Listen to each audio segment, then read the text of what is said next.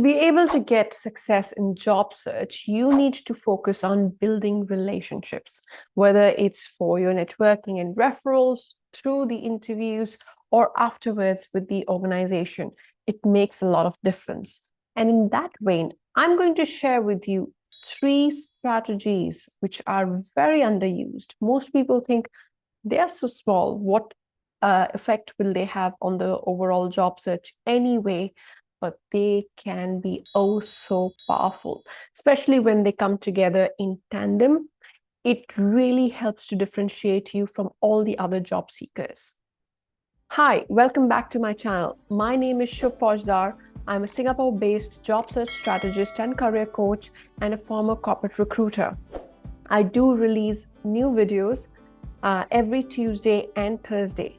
Tuesday is a short weekly tip which you can implement immediately, and Thursday is a deep dive. So don't forget to subscribe to this channel. So let's start with strategy 1, commenting on senior professionals' posts.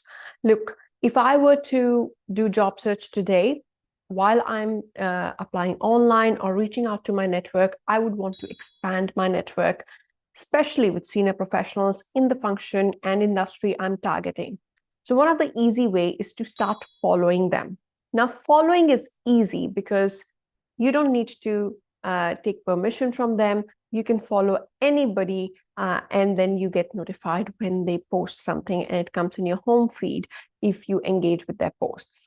Now, the strategy which I have is commenting.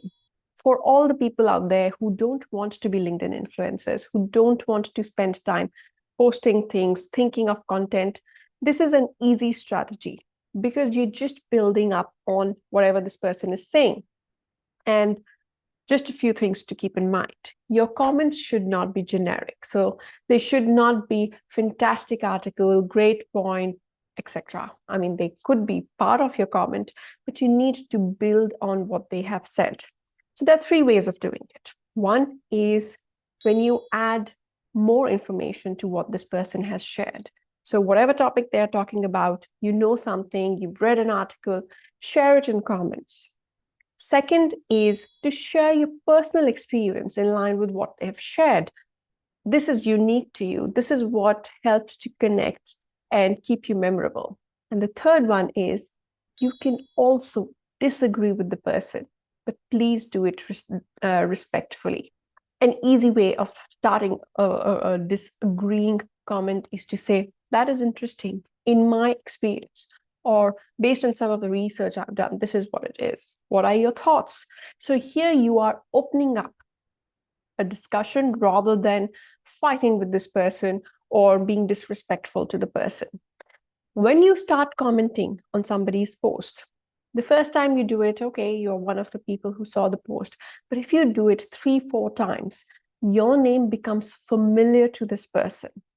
Again, this is a senior person in the function or industry that you're keen on.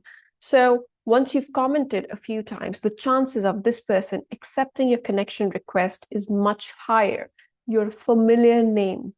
You can use the comments to even create that personalized message for connecting with this person. So do not underestimate the power of commenting. What I also like about commenting is the biggest block for people to be active on LinkedIn is, I don't know what to talk about. When you are commenting on somebody else's post, that's taken care of. You are piggybacking on somebody else's effort on thinking. All you have to do is continue with the thread of content they were talking about, and you started building your brand. Now, there are some side effects to commenting. Number 1, you're not only connecting with this person, you are connecting with much more people. So I don't know if anybody would not like it, but if you don't, then please keep that in mind. I think it would be a very good addition. You are basically networking with people without even trying to network. Second thing is you would need to build up your industry knowledge to have smart comments which differentiate you from others. You need to read up on the industry. So yes, you need to put in that effort, but that helps you so much in your interview efforts. And at the same time, you get to hear from industry senior leaders, so your own knowledge is building up. Another thing to keep in mind is you build top of the mind recall. So suppose you are in project management and you've been commenting on senior leaders' posts in project management. For a lot of people who see your comment, your name becomes one of the first few names which comes on top of their mind for that specific role. Also, your own ex-colleagues, ex-managers, who you may not have reached directly out to. Once you comment, your comments come in their feed and they get reminded of you. So if you've had a good relationship with them, you worked well in their teams before, it just reminds them that you're there and opportunities can come for you. So commenting for me is an absolute gold strategy for building relationships intentionally and sometimes unintentionally as well. Moving to second strategy, thank you email. Look, people want to work with people who want to work with them. So chemistry is really important. When you send that thank you email, the generic ones are not going to make a lot of impact. So if you're just saying thank you for your time and a very generic, I like the role, very excited, blah, blah, blah, it's not going to make an impact. Here, the key is differentiation and using their language. So once you've met with someone, you've had a good conversation or even a not so good conversation, your thank you email can actually help to solidify your position a bit more. So when you're creating that thank you email, there are 3 parts to focus on. Number 1, thank them for their time. A quick line thanking them for their time and explaining the role is essential. And then you talk about what you like about the role. Here, if you can use some of their words, you're immediately differentiating yourself. The person feels you've listened to them, you've understood what the role is about, you're using that language, so you would be able to pick that role quickly. And the third part is any skills or experience you want to highlight again, which makes you a suitable candidate for the role. Sometimes hiring managers interview 3-4 candidates back to back. So when you mention your specific skill or experience, you're just reminding them of what you bring to the table. So thank you emails are really powerful. Also, look, it's basic courtesy.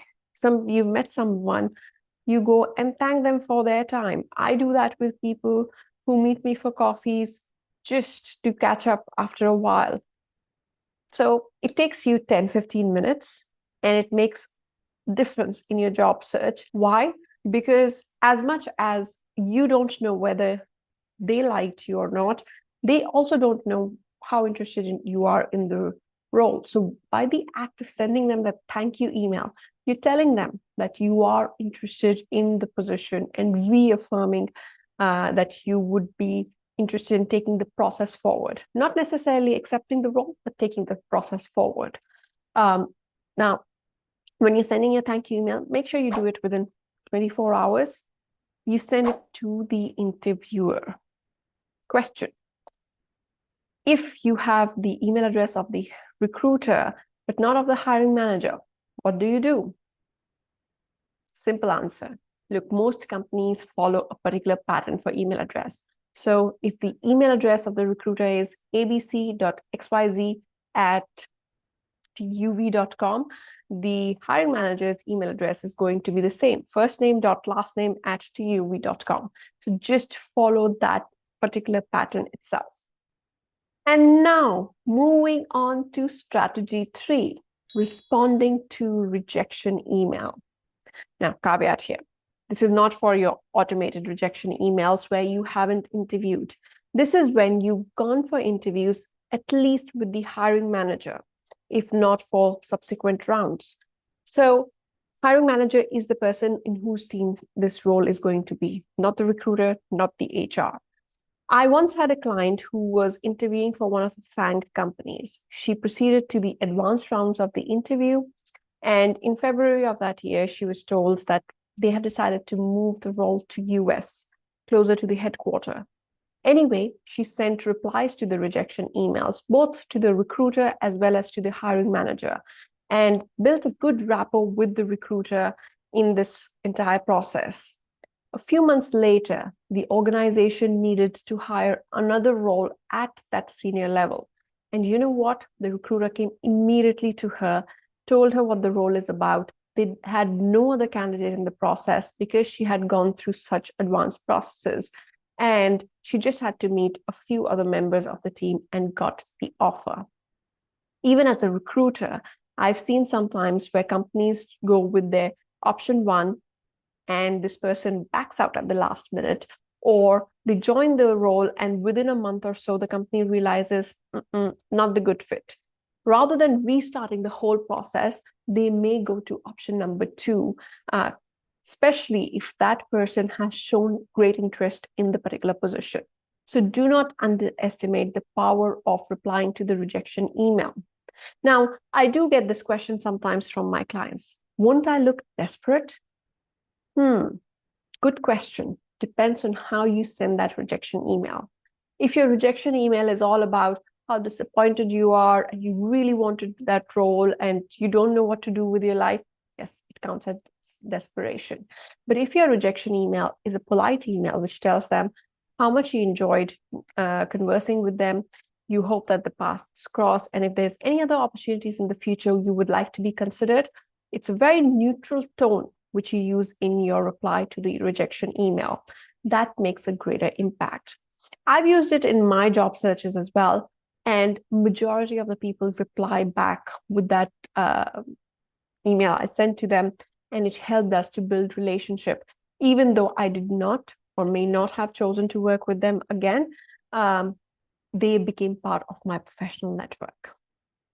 So that was our roundup of 3 underused strategies which can make so much difference in your job search, and they don't take much time. I mean, 1 comment a day, 5-10 minutes. 1 email for thank you, 10-15 minutes. 1 reply for rejection email, 5 minutes. So these are not very high effort activities, but they can definitely have impact in your overall job search.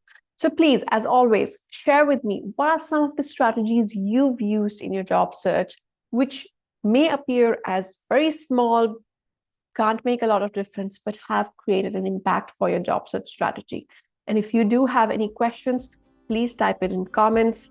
If there are any questions related to your job search or career development, which you want me to create a video on, also feel free to type in comments. Till next week, take it easy, enjoy your job search. It is a process, it takes some time. Don't let it burn you out.